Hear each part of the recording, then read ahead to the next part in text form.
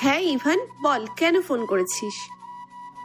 নিধি, তোকে আর কতবার বলবো যে আমি তোকে ভালোবাসি? প্লিজ তুই বিয়েটা করিস না। শোন ইভান, আমি আগেও বলেছি, এখনো বলছি, আমি তোকে সবসময় নিজের একজন ভালো বন্ধুর চোখেই দেখেছি। তোকে নিয়ে কখনো আমি ওইসব চিন্তাও করিনি, তাই আমার দ্বারা কিছুতেই এসব সম্ভব না। তুই আমাকে বন্ধুর চোখে দেখেছিস তো কি হয়েছে? এখন থেকে জামাইয়ের চোখে দেখবি, তাহলেই তো প্রবলেম সলভ। না, আমি পারবো না। তুই কি আমাকে এগুলো বলার জন্যই কল করেছিস? দেখ, আগামীকাল আমার বিয়ে। তুই প্লিজ আর আমাকে কল করিস না, কাল এসে বিয়ে খেয়ে চলে যাস। তোর বিয়ে হলে আমার সাথেই হবে, না হলে যা। কথা শেষ করার আগেই নিধি ফোন কেটে দিল। আমি তখন আবারও কল দেই, কিন্তু কল রিসিভ করার কোনো নামগন্ধ নেই। আমি তখন আর বসে থাকতে পারলাম না, রাগে যেন পুরো শরীর কাঁপছে। তখন আমি ফোন করে আমার বন্ধুদেরকে আমাদের আস্থানায় আসতে বলি। আমিও তখন বেরিয়ে পড়ি। কিছুক্ষণ পর আস্থানায় আসলাম, এখনও কেউ আসেনি। আমাদের আস্থানা হচ্ছে ব্রিজের উপরে, মানে এখানে একটি বড় খাল আছে, তার ওপরের ব্রিজ দিয়ে তেমন গাড়ি চলাচল হয় না। আমাদের আস্থানা এখানেই। আমি তখন মনে মনে একটা প্ল্যান করে নিলাম। তারপর বন্ধুরা আসে। কিরে, তুই হঠাৎ করে এই সন্ধ্যার সময় কেন ডাকলি? তোর জন্য তাড়াতাড়ি আসতে গিয়ে জাঙ্গিয়া পরা ছাড়াই প্যান্ট পরে চলে এসেছি। আমার এই প্রচণ্ড রাগের অবস্থায়ও আর হাসি আটকাতে পারলাম না সিয়ামের কথা শুনে। তারপরেও হাসিটা থামিয়ে তাদের বলি, শোন, আগামীকাল নিধির বিয়ে, সেটা তো জানিসই। নিধি এখনও আমার কোনো কথাই রাজি হচ্ছে না, তাই আমি প্ল্যান করেছি আজকে রাতে নিধিকে কিডন্যাপ করে নিয়ে আসব। ভাই, তুই কি পাগল হয়ে গিয়েছিস? না আবির, আমার কিছুই হয়নি। আমি যেটা বললাম এখন এটাই হবে। এখন তো গায়ে হলুদ হচ্ছে, আমরা রাত 12টার দিকে গিয়ে ওকে কিডন্যাপ করে নিয়ে আসব। আরে আমার মনে হচ্ছে এটা উচিত হবে না, কারণ এতে নিধি অনেক রেগে যাবে আর তোকে কখনো ক্ষমা নাও করতে পারে। কি করব? আমার হাতে তো এখন এটা ছাড়া করার মতো কিছুই নেই। আমি ওকে কিছুতেই হারাতে পারবো না। আমার মাথায় একটা প্ল্যান এসেছে। কি প্ল্যান? আজকে রাতে কিছু করার দরকার নেই, আমরা আগামীকাল বিয়েতে যাব, কিন্তু এর আগে একটা মেয়ে ভাড়া করব, তার সাথে আরও কয়েকজন ভাড়া করব। শুরুতে আমরা 3জন বিয়েতে চলে যাব। বিয়েতে আমরা পুরো স্বাভাবিক থাকব, যেন কেউ কিছু সন্দেহ করতে না পারে। আর ভাড়া করা লোকগুলো আমাদের পরেই যাবে, তারা গিয়েও অতিথি সেজে থাকার ভান করবে। তারপর বরপক্ষ বাড়িতে এসে পৌঁছানোর আগেই আমাদের ভাড়া করা মেয়েটি যাবে। ও গিয়ে নাটক শুরু করবে যে ও প্রেগনেন্ট। যার সাথে বিয়ে হবে তার 7 মাসের বাচ্চা ওর পেটে। ও টাকার লোভে নিধিকে বিয়ে করছে। তারপর বরপক্ষ আসলে তো ধরা খেয়ে যাব। আরে তুই আমাকে কি এতই গাঁদা ভেবেছিস নাকি? কিছুক্ষণ পর মেয়েটা অজ্ঞান হয়ে যাওয়ার নাটক করবে, তখন আমি ধরে ফেলবো। আর ওই যে কিছু লোক ভাড়া করে নিয়ে এসেছিলাম, ওরা এসে মেয়েটাকে হাসপাতালে নিয়ে যাবে। আর তখন আমি বলবো প্রেগনেন্ট মহিলা বলে কথা, অজ্ঞান হয়ে গিয়েছে, ওকে তাড়াতাড়ি হাসপাতালে নিয়ে যেতে হবে। তখন কেউ আর কিছু বলতে পারবে না। তারপর বাকিটা, মানে তোর বিয়ে দেওয়ার দায়িত্ব আমার আর সিয়ামের। তাহলে নিধিও কিছু বুঝলো না, তোর বাবা মাও তোকে মেনে নিবে। ওরে শালা, এত বুদ্ধি তোর মাথায় উৎপন্ন হলো কবে? এই বুদ্ধি যদি লেখাপড়ায় ব্যবহার করতে, তাহলে প্রতি বছর ক্লাসে টপ করতে। তুই যেভাবে বলছিস মনে হয় প্রতি বছর ফেল করি। আচ্ছা, এখন বাসায় যা আর আমার ব্যাংক অ্যাকাউন্টে 20,000 টাকা পাঠিয়ে দে।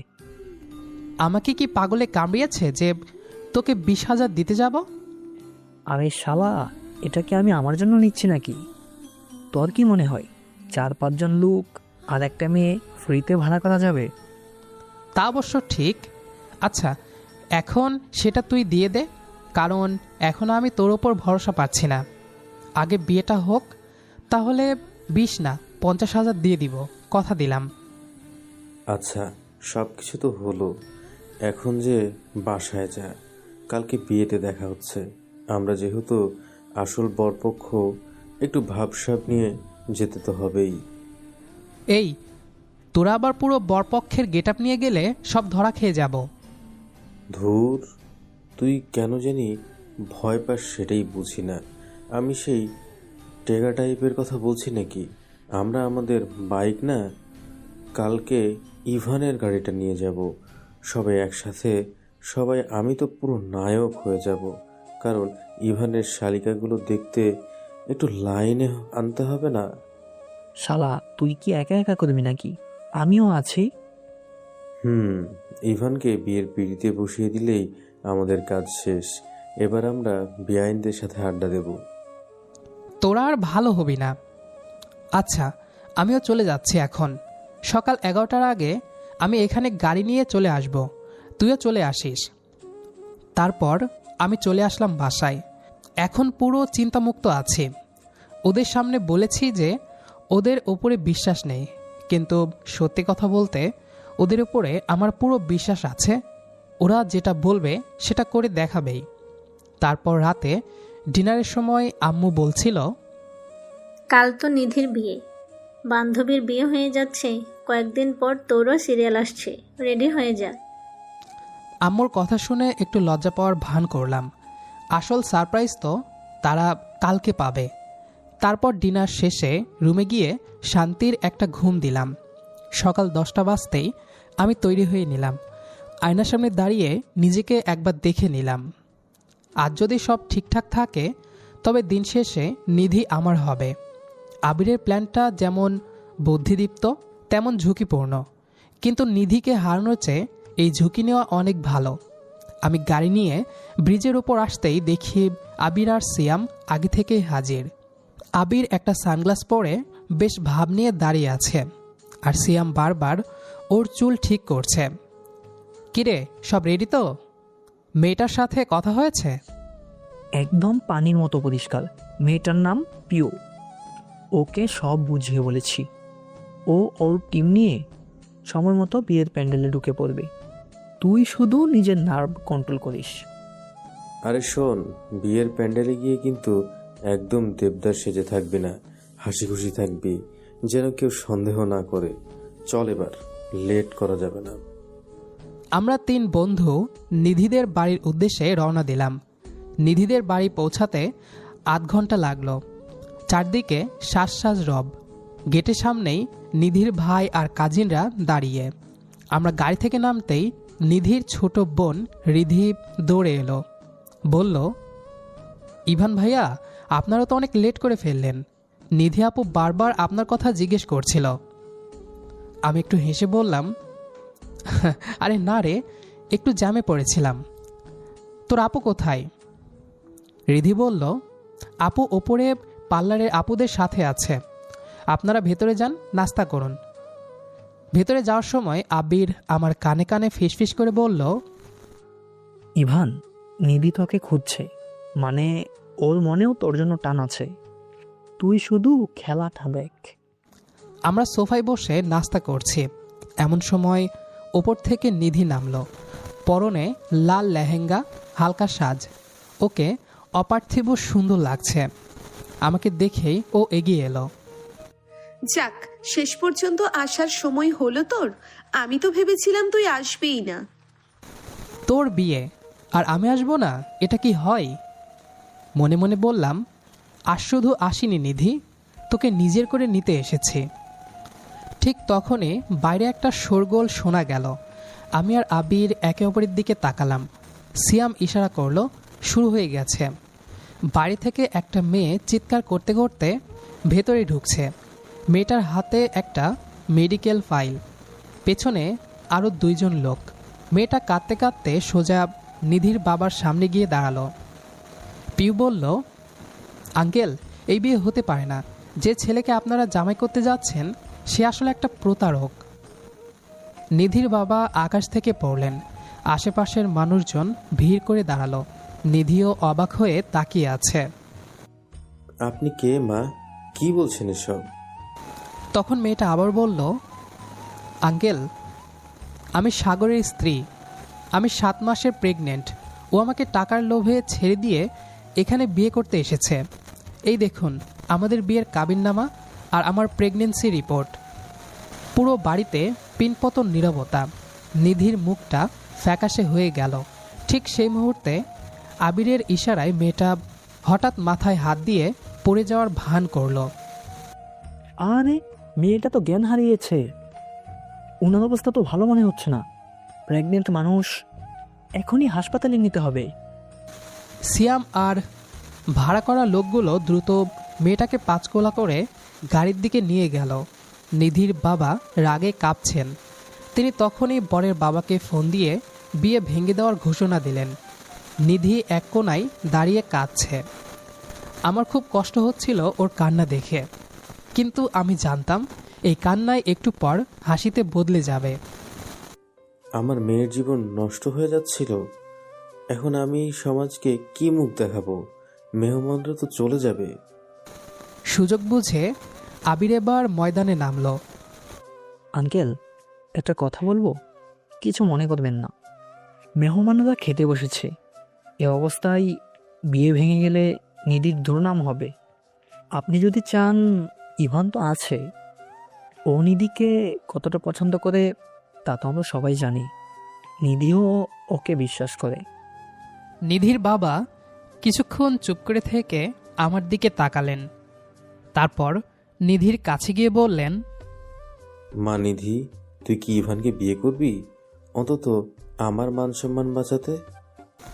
নিধি চোখের জল মুছে আমার দিকে তাকালো। ওর চোখে তখন অনেকগুলো প্রশ্ন। আমি ধীর পায়ে ওর সামনে গিয়ে দাঁড়ালাম। নিধি, আমি সারা জীবন তোর বন্ধু হয়ে থাকতে চেয়েছিলাম, কিন্তু আজ যদি তোকে আগলে রাখতে হয় তবে আমি প্রস্তুত। তুই কি আমাকে একটা সুযোগ দিবি? নিধি মাথা নিচু করে শুধু একটুখানি সায় দিল। চারিদিকে খুশির লহর বয়ে গেল। কাজী ডাকা হলো। আমি আর নিধি পাশাপাশি বসলাম। বিয়েটা হয়ে গেল। কবুল বলার সময় আমার বুকটা ধকধক করছিল। নিধির বাবা তখন আমার আম্মুকে কল দিয়ে প্রায় 20 মিনিটের মতো কি কথা বলল। আম্মুও রাজি। ব্যাস, আর কি লাগে? আমার তো এখন খুশিতে লাফাইতে ইচ্ছে করছে, কিন্তু পরিস্থিতির জন্য পারছি না। তারপর সুন্দরভাবেই বিয়েটা হয়ে গেল। আমি নিধিকে নিয়ে গাড়িতে উঠলাম। আবির ড্রাইভ করছে আর সিয়াম ফ্রন্ট সিটে বসে আছে। আমরা দুইজন পেছনে বসে আছি। নিধি, তোর কোনো বোন থাকলে একটু লাইন করিয়ে দিস প্লিজ। এই শালা, ও কি এখন আর আমাদের বান্ধবী আছে নাকি? ও আমাদের ভাবি হয়ে গিয়েছে। তাই কোনো তুই-তুকারি না করে আপনি করে বল। সরি ভাবি, আপনাকে তুই করে বলার জন্য। আপনার যদি কোনো বোন থাকে, আমার মতো কিউট থাকলে একটু এই সিঙ্গেল দেবরগুলোর দিকে একটু তাকায়েন প্লিজ। এদের কাহিনী দেখে আমি কেন, নিধিও কান্নার মাঝে হেসে ফেলেছে। তারপর আমরা বাড়িতে এসে পৌঁছাই। আবির আর সিয়াম গাড়িটা নিয়ে যায়, আর যার সময় আমাকে ইশারা দেয় যেন ব্যাংকে টাকা পাঠিয়ে দেই। বাসার ভেতরে ঢোকার পর থেকেই আমার বুক ধরফর করছে। আম্মু আর আপু নিধিকে বরণ করে নিলেন। নিধি এখনও চুপচাপ। ওর চোখের কোণে জল শুকিয়ে দাগ পড়ে আছে। ও তো আর জানে না যে পুরো নাটকটাই আমার বন্ধুদের সাজানো মাস্টার প্ল্যান। বাসরঘরে যাওয়ার আগে আড়ালে গিয়ে আবিরকে ফোন করে 50,000 টাকা পাঠিয়ে দিলাম। মনে মনে বললাম, বন্ধু, তোরা আছিস বলেই আজ নিধি আমার ঘরের লক্ষ্মী। রাত 11টা। আমি রুমের সামনে দাঁড়িয়ে লম্বা একটা শ্বাস নিলাম। ভেতরে নিধি বসে আছে। রুমটা আপু খুব সুন্দর করে সাজিয়েছে। ভেতরে ঢুকে দরজাটা আলতো করে আটকে দিলাম। নিধি খাটের এক কোণায় জড়সড় হয়ে বসে আছে। নিধি, এখনো ভাবছিস সব? দেখ, যা হয়েছে ভালোর জন্যই হয়েছে। ওই সাগর ছেলেটা যদি বিয়ের পর ধরা পড়ত তবে তোর জীবনটা নষ্ট হয়ে যেত। সৃষ্টিকর্তা তোকে বাঁচিয়ে দিয়েছেন। নিধি কোনো কথা বলছেন না। আমি ওর পাশে গিয়ে বসলাম। ওর হাতটা ধরতেই ও শিউরে উঠে আমার দিকে তাকালো। তুই কি সত্যিই জানতিস না ইভান, ও কি আসলেই সাগরের বউ ছিল? কেন জানি আমার বিশ্বাস হচ্ছে না। আমি একটু থতমত খেয়ে গেলাম, কিন্তু মিথ্যাটা চালিয়ে নিতে হবে। আরে আমি জানবো কোত্থেকে? তবে মেয়েটা ঠিক সময় না আসলে আজ তোর অনেক বড় ক্ষতি হয়ে যেত। এখন ওসব ভুলে যা। আজ থেকে তুই আমার বন্ধু না, আমার বউ। বিশ্বাস কর, আমি তোকে অনেক সুখে রাখব। নিধি কিছুক্ষণ আমার চোখের দিকে তাকিয়ে রইল, তারপর ধীরে ধীরে আমার কাঁধে মাথা রাখল। সে রাতে আমাদের মাঝে কিছুই হয়নি। আমিও নিজের থেকে নিধির কাছে যাইনি, কারণ এমনিতেই ওর মনটা ভালো নেই। পরদিন সকালে নিধির ডাকে ঘুম ভাঙল। ও গোসল করে নীল রঙের একটা শাড়ি পরেছে। ওকে এই সাজে দেখে আমি কয়েক সেকেন্ডের জন্য থমকে গেলাম। মনে হচ্ছে কোনো অস্পরা আমার সামনে দাঁড়িয়ে। এই কুড়ে ইভান, ওঠো, আম্মু ডাকছে নাস্তার জন্য, অনেক বেলা হয়েছে। বউ যখন ডাকছে তখন তো উঠতেই হবে। আচ্ছা নিধি, আমাকে জামাই হিসেবে পেয়ে তোর কি খুব আফসোস হচ্ছে? আফসোস করার সময় পাবো না তো, সারা জীবন তো তুই আমাকে জ্বালিয়েই মারবি। চল এখন। নাস্তা করার জন্য ডাইনিং টেবিলে গিয়ে বসলাম। ঠিক সেই সময় পকেটে থাকা ফোনটা বেজে উঠল। স্ক্রিনে দেখি আবির কল দিচ্ছে। আমি তাড়াতাড়ি ফোনটা সাইলেন্ট করে পকেটে ঢুকিয়ে ফেললাম, কিন্তু কিছুক্ষণ পর আবারও ফোন। আমি টেবিল থেকে উঠে একটু দূরে গিয়ে রিসিভ করলাম। লাউড স্পিকার দেইনি, কিন্তু ইশারা ইঙ্গিতে কথা বলার চেষ্টা করলাম। কিরে ইভান, সব ঠিকঠাক তো? টাকা পেয়েছি, এখন বল মিষ্টি কবে খাওয়াবি? আর পিওকে কিন্তু আরও 5,000 দিতে হয়েছে। ও নাকি অনেক রিস্ক নিয়েছিল। আরে এখন রাখ, পরে কথা বলছি, আমি নাস্তা করছি। এই শালা ইভান, বাসর কেমন হলো সেটা তো বলবি না? নিধি কি এখন আমাদের কথা জিজ্ঞেস করে? ফোনটা পকেটে ঢুকিয়ে পেছনে ফিরতেই দেখি নিধি হাত ভাঁজ করে দাঁড়িয়ে আছে। ওর চোখে মুখে রহস্যময় হাসি নাকি সন্দেহের দৃষ্টি, ঠিক বুঝতে পারছি না। কিরে, ফোন কাটলি কেন? আর শিয়াম ওভাবে চেঁচিয়ে কি বলছিল? বাসর কেমন হলো মানে কি? আরে ও তো জানিসই একটু বেশি ফাজিল। কাল অনেক ধকল গিয়েছে তো, তাই এসব জিজ্ঞেস করছিল। চল নাস্তাটা শেষ করি। আমি কোনো মতে টপিকটা ঘুরিয়ে ড্রয়িং রুমে আসলাম, কিন্তু সেখানে এসে দেখি আরেক কাণ্ড। ড্রয়িং রুম ফুলে ফুলে সাজানো হচ্ছে। আম্মু আর আপু বেশ ব্যস্ত। আম্মু, এসব কি হচ্ছে? ঘরে আবার কিসের ডেকোরেশন? আরে ইভান, কাল তো হঠাৎ করে বিয়েটা হয়ে গেল। আমাদের আত্মীয় স্বজন, পাড়া প্রতিবেশী তো কিছুই জানলো না। তাই আজ রাতে ছোটোখাটো একটা গেট টুগেদারের আয়োজন করেছি। নিধির বাবা মাকেও দাওয়াত দিয়েছি। সবাই নতুন বউ দেখবে। আম্মুর কথা শুনেই আমার কলিজা শুকিয়ে গেল। আত্মীয় স্বজন মানেই হাজারটা প্রশ্ন। আর নিধির বাবা মা আসলে যদি কালকে সেই নাটকের কোনো সুতো বেরিয়ে পড়ে। আমি নিধির দিকে তাকালাম। ও তখনও আমার ফোনের ওই কথোপকথন নিয়ে ভাবছে। ইভান, তুই কিছু লুকাচ্ছিস আমার কাছে। কালকের ওই মেয়েটার সাথে তোর কোনো যোগাযোগ আছে? আরে না রে বাবা, তুই শুধু শুধু সন্দেহ করছিস। চল তোকে সাজতে সাহায্য করে। বিকেলের দিকে আবির আর সিয়াম হাজির। ওদের পরনে চকচকে পাঞ্জাবি। এসে ওরা ড্রয়িং রুমে আসর জমিয়ে বসেছে। নিধি সাজগোজ শেষ করে নিচে নামতেই সিয়াম দাঁড়িয়ে গেল। ভাবি, আজ তো আপনাকে একদম হুড়পড়ির মতো লাগছে। ইভান তো কাল থেকে আপনার দিক থেকে চোখই ফেরাতে পারছে না। ধন্যবাদ শিয়াম। আচ্ছা, কালকের ওই মেয়েটার খবর কিছু জানো? ও হাসপাতালে কেমন আছে? সিয়াম আর আবির একে অপরের দিকে তাকালো। সিয়ামের মুখ ফসকে বের হতে যাচ্ছিল কোন মেয়ে, কিন্তু আবির ওকে চিমটি কেটে থামিয়ে দিল। ভাবি, মেয়েটা এখন সুস্থ। ওর বাড়ির লোক এসে নিয়ে গিয়েছে। আপনি ওসব নিয়ে চিন্তা করবেন না। ঠিক সেই সময় নিধির বাবা মা ভেতরে ঢুকলেন। আমার বুকটা ধক করে উঠল। নিধির বাবা এসে আমার কাঁধে হাত রাখলেন। নিধির বাবা বললেন, ইভান, কালকে ঘটনার পর আমি খুব ভেঙে পড়েছিলাম, কিন্তু তোকে জামাই হিসেবে পেয়ে এখন মনে হচ্ছে যা হয়েছে মঙ্গলের জন্যই হয়েছে। তবে সাগরের এই ব্যাপারটা এখনও থানায় জানাইনি, ভাবছি জানাবো কিনা। আরে আঙ্কেল, থানা পুলিশ করার দরকার নেই। ওই মেয়ে আর সাগর বোধহয় দেশ ছেড়ে পালিয়েছে, আমি খবর পেয়েছি।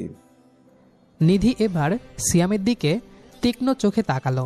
ও বুঝতে পারছে কিছু একটা গন্ডগোল আছে। ও হঠাৎ আমার হাত ধরে একটু আড়ালে টেনে নিয়ে গেল। ইভান, আমাকে সত্যিটা বল, শিয়াম কিভাবে জানলো ওরা দেশ ছেড়ে পালিয়েছে? আর আবিরকে তুই কেন বিকাশে টাকা পাঠিয়েছিলি কাল রাতে? আমি তোর মেসেজ দেখে ফেলেছি। আমি একদম কোণঠাসা হয়ে গেলাম। ড্রয়িং রুমে তখন অতিথিদের ভিড় বাড়ছে, সবাই আমাদের দিকেই তাকিয়ে আছে। এখন সত্যিটা বললে নিধি কি রেগে যাবে, নাকি সবার সামনে আমার মানসম্মান যাবে? নিধির তীক্ষ্ণ প্রশ্নের মুখে আমি একটুও ঘাবড়ালাম না, বরং বেশ আত্মবিশ্বাসের সাথে বললাম, আরে নিধি, তুইও না? আবি আর সিয়াম তো কাল বিয়ের জন্য অনেক দৌড়াদৌড়ি করেছে, তাই ওরা বিয়ের একটা বড় ট্রিট চাচ্ছিল, সেজন্য কাল রাতে আবিরকে টাকাটা পাঠিয়েছে। আর সিয়াম তো মেয়েটাকে নিয়ে হাসপাতালে গিয়েছিল, তখন মেয়েটাই ওকে বলেছে, তোর বাবা যদি এখন থানায় মামলা করে তবে তার অনাগত সন্তান তার বাবাকে হারাবে। তাই আপদ বিদায় করতে ওরা দেশ ছেড়ে চলে যাওয়ার সিদ্ধান্ত নিয়েছে। আমার কথাগুলো বেশ গোছানো ছিল, তাই নিধিও আর কোনো কথা বাড়ালো না। ওর মনের সন্দেহটা দূর হতেই ও আবার স্বাভাবিক হয়ে গেল। ড্রয়িং রুমে তখন সবাই হাসি ঠাট্টায় মেতে আছে। আম্মু সবার সাথে আমাদের পরিচয় করিয়ে দিচ্ছেন। তখনই ড্রয়িং রুমের একপাশ থেকে আমার খালাতো বোন ফারিহা উদয় হলো। ও বরাবরই একটু বেশি চঞ্চল আর সাহসী। আমাকে দেখেই ও হাসি মুখে এগিয়ে এসে দুহাত বাড়িয়ে জড়িয়ে ধরতে যাচ্ছিল। ইভান, অভিনন্দন ভাইয়া, এত বড় একটা সারপ্রাইজ দিবি, আগে বলবি না? ফারিয়া আমাকে ছোঁয়ার আগেই কোত্থেকে যেন নিধি ঝড়ের বেগে এসে মাঝখানে দাঁড়িয়ে গেল। ফারিহা থতমত খেয়ে থেমে গেল। এই, কে আপনি? আর এভাবে মাঝখানে দেয়াল হয়ে দাঁড়িয়ে গেলেন কেন? আমি ইভানের ওয়াইফ। আর আপনি কে যে হুট করে আমার হাজবেন্ডকে জড়িয়ে ধরতে আসছিলেন? লজ্জা করে না? ফারিহা একটু অবাক হয়ে আবার হেসে দিল। আরে, আমি ওর খালাতো বোন। ও আমার ভাইয়ের মতো। ছোটবেলা থেকে আমরা একসাথে বড় হয়েছি, তাই ওকে আমি জড়িয়ে ধরতেই পারি। এতে আপনার সমস্যা কি? নিধি নিজের শাড়ির আঁচলটা ঠিক করে বলে, হ্যাঁ, সমস্যা আছে। কারণ ইভান এখন বিবাহিত। ওর গায়ে হাত দেওয়ার আগে বা জড়িয়ে ধরার আগে এখন থেকে আমার পারমিশন লাগবে। আপনার ভাই হতে পারে, কিন্তু এখনো ও আমার হাজবেন্ড। দেখি, সরুন এখান থেকে। ফারিহা মুখটা কালো করে ওখান থেকে সরে গেল। নিধি এক মুহূর্ত দেরি না করে আমার হাতটা শক্ত করে চেপে ধরল এবং হিড়হিড় করে টেনে ড্রয়িং রুমের এক কোণায় নিয়ে গেল। ওর চোখ মুখ তখন রাগে লাল হয়ে আছে। শোন ইভান, একটা কথা কান খুলে শুনে রাখ। তোকে যদি আমি আর একটা মেয়ের সাথেও ঘনিষ্ঠ হতে দেখি, তবে দেখবি তোর কি অবস্থা করি। ওই ফারিহা হোক আর যেই হোক, সীমা বজায় রেখে চলতে বলবি। আমি নিধির রাগী চেহারার দিকে তাকিয়ে মনে মনে হাসছিলাম। আমার কিউট বান্ধবীটা যে আমার জন্য এতটা জেলাস হতে পারে সেটা আগে জানতাম না। নিধির এই অধিকারবোধ দেখে আমার বুকটা খুশিতে ভরে উঠল। তার মানে নিধিও আমাকে অনেক ভালোবাসে, শুধু আগে কখনো বুঝতে দেয়নি। আমি ওর রাগ ভাঙানোর জন্য ওর কানের কাছে মুখ নিয়ে ফিসফিস করে বললাম, ওরে বাবা, তুমি তো দেখি পুরো বাঘিনী হয়ে গেছো। তা নিধি ম্যাডাম, আপনার এই জেলাসি দেখে তো মনে হচ্ছে আপনি আমাকে অনেক আগে থেকেই ভালোবাসেন, ঠিক কি না? নিধি একটু লজ্জা পেয়ে মুখটা ঘুরিয়ে নিল। বেশি কথা বলবি না তো। তুই আমার হাজবেন্ড, তোকে অন্য কেউ এসে আদর করবে সেটা আমি সহ্য করব কেন? ঠিক তখনই পেছন থেকে আবির আর সিয়াম এসে দাঁড়ালো। কিরে ইভান, বউয়ের কাছে বকা খাচ্ছিস নাকি? ভাবি ওর উপর একটু নজর রাখবেন, ও কিন্তু বিয়ের আগেও অনেক মেয়ের সাথে চ্যাট করতো। নিধি এবার ভ্রুকুচকে আমার দিকে তাকালো। আমি সিয়ামের দিকে রাগী চোখে তাকালাম। এই শালাগুলো কি আমার বাসর হওয়ার আগেই ডিভোর্স করিয়ে ছাড়বে নাকি? মেহমানদের বিদায় দিতে দিতে রাত প্রায় 1টা বেজে গেল। সারাদিনের ধকল আর উত্তেজনার পর অবশেষে আমি আর নিধি আমাদের রুমে আসলাম। রুমে ঢোকার পর এক অদ্ভুত নীরবতা, কিন্তু সেই নীরবতায় মিশে আছে একরাশ ভালো লাগা। আমি আলতো করে রুমের দরজাটা লাগিয়ে দিলাম। পেছন ফিরতেই দেখলাম নিধি জানালার পাশে গিয়ে দাঁড়িয়ে আছে। বাইরে চাঁদের আলো ওর মুখে এসে পড়ছে, যা ওকে আরও মোহনীয় করে তুলেছে। আমি ধীর পায়ে ওর পেছনে গিয়ে দাঁড়ালাম এবং হুট করেই ওকে পেছন থেকে জড়িয়ে ধরলাম। নিধি একটু শিউরে উঠলেও নিজেকে সরিয়ে নিল না। এখন তো আর কেউ নেই, এখন কি আমার বাঘিনী বউটা একটু শান্ত হবে? শান্ত হব কি না সেটা তোর আচরণের উপর নির্ভর করছে। আচ্ছা ইভান, সত্যিই কি তুই আমাকে এতটা ভালোবাসিস যে আমাকে পাওয়ার জন্য এত নাটক করলি? আমি নিধিকে নিজের দিকে ঘুরিয়ে নিলাম। ওর 2 হাত নিজের হাতের মুঠোয় নিয়ে চোখের দিকে তাকিয়ে বললাম, শুধু নাটক কেন নিধি, তোকে হারানোর ভয়ে আমি যে কোনো ঝুঁকি নিতে পারতাম। বন্ধু হিসেবে হারানো সহজ, কিন্তু তোকে অন্য কারোর হয়ে যেতে দেখা আমার পক্ষে সম্ভব ছিল না। তোকে আজ নিজের করে পাওয়ার পর মনে হচ্ছে পৃথিবীর সব সুখ আমার হাতে।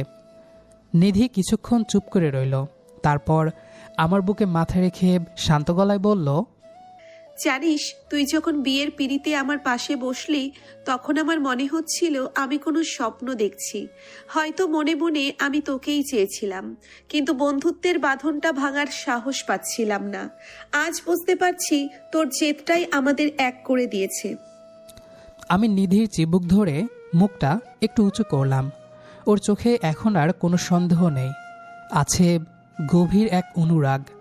তাহলে আমাদের এই কিউট বান্ধবীর সাথে কি এখন জীবনের নতুন অধ্যায় শুরু করা যায়? ধুর পাগল, তুই পারিসও বটে। ঘরের হালকা আলো আর সুগন্ধি ফুলের ঘ্রাণে চারপাশটা মায়াবী হয়ে উঠল। আমি নিধিকে কোলে তুলে নিয়ে বিছানার দিকে এগোলাম। নিধিকে বিছানায় শুয়ে দিয়ে ওর ওপরে উঠে ঠোঁটজোড়া দখল করে নিলাম। নিধি আমার চুলগুলো খামচে ধরল। আমাদের মধ্যকার সবটুকু আড়াল আর জড়তা যেন নিমিষেই মিলিয়ে গেল। সারা জীবনের জন্য একে অপরের হয়ে যাওয়ার সেই মধুময় মুহূর্তে আমরা হারিয়ে গেলাম এক অজানা সুখের রাজ্যে। রাতের নিস্তব্ধতা সাক্ষী হয়ে রইল। কখনো কখনো প্রিয় মানুষকে পাওয়ার জন্য ছোটোখাটো পাগলামি আর বন্ধুদের একটু সাহায্য জীবনের গল্পটাকে একদম পূর্ণতা দিয়ে দেয়। আমাদের এই কিউট বান্ধবীকে কিডন্যাপ করে বিয়ের নাটকটা শেষ পর্যন্ত এক সুন্দর বাস্তবতায় রূপ নিল। তো দর্শক, আজকের গল্পটির থেকে এখানেই বিদায় নিচ্ছি, আর অপেক্ষা করুন পরবর্তী ভালোবাসার গল্পের জন্য।